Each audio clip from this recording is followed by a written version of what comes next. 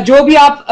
Dry ration बांट रहे हैं, जिस तादाद में बांट रहे हैं, और जो आप मील्स बांट रहे हैं, उसकी भी मुझे कंटिन्यूअसली उसकी मुझे फुटेज चाहिए, ताकि मुझे पता हो, क्योंकि मैं भी हर जगह एक दिन में नहीं पहुंच सकती, तो मुझे ये पता हो कि कहां कहां क्या काम हो रहा है। दूसरा, जितने भी सिर्फ जिन इलाकों में पानी आ रहा है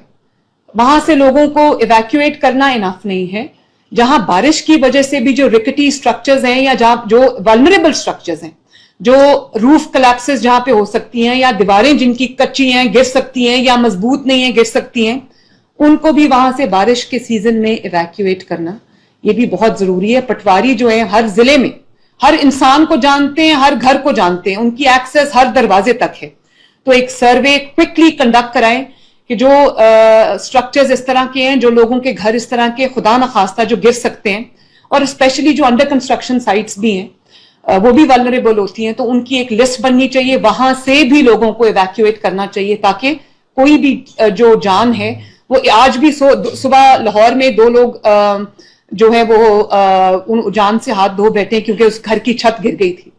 तो जो ऐसे रिकटी स्ट्रक्चर्स है वहां से भी लोगों को इवैक्यूएट करना बहुत जरूरी है। उनको भी आप कैंप्स में या स्कूल्स में जो है वो शिफ्ट कर सकते हैं। जिन लोगों के एनिमल्स का और लाइफ स्टॉक का नुकसान हुआ है, उनके लाइवलीहुड का नुकसान हुआ है,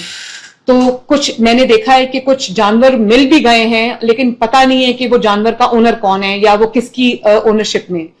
तो हर डिस्ट्रिक्ट को लॉस्ट एंड फाउंड का एक अपना डिपार्टमेंट फंक्शनल करना चाहिए, ताकि जो आपको जानवर जिसके बह गए हैं खुदा न खास्ता या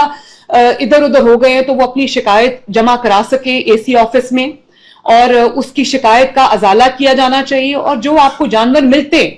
जो इस वक्त आपको लगता है कि उनका कोई ओनर सामने नहीं आ रहा, उसको भी अपनी कस्टडी में लेना, ताकि जब उसका ओनर मिल जाए तो उसको उसका जो माल मवेशी उसके हवाले करना, ये भी बहुत इंपॉर्टेंट है।